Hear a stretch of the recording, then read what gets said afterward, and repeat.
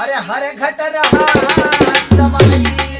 ये भैया एक न कोनो रूप है ना रंग है, लेकिन सबकी बात ही जानत है और सबकी मन की बात ये समझता है। कहना है हर रूप रंग से न्यारा रही के, अरे हर घट रहा समाई। अरे लेखनी में लिख सके न लेखक, अरे लाखों कलम चलाई। अरे समझे केहू करना बेगनवाई विदेही सजना।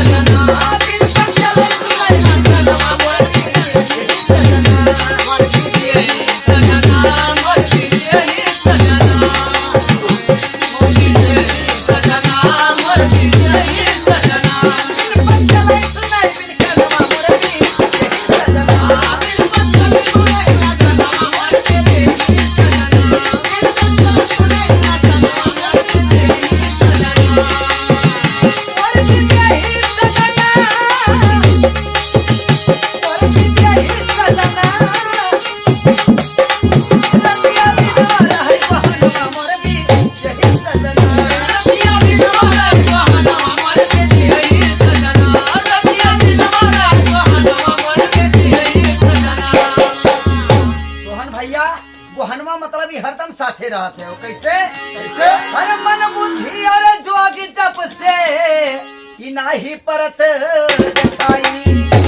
तो मन बुद्धि और जोगी जप से अरे नाही परत दिखाई। अरे इनके घर में रह के हम अरे इनकर भेद न पाई। अरे सतवा छोड़े न कौ संगवा मोर भी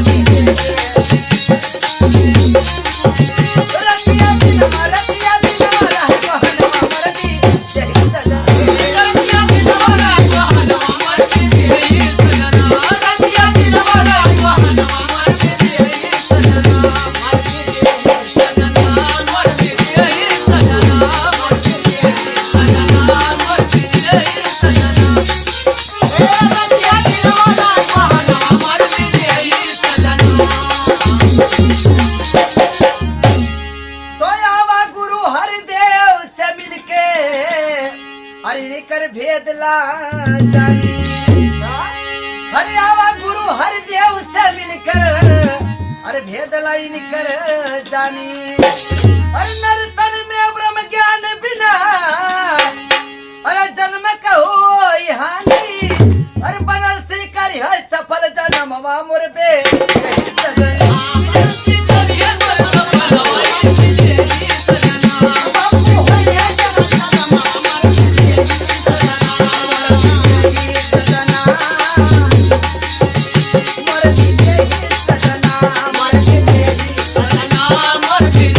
सजना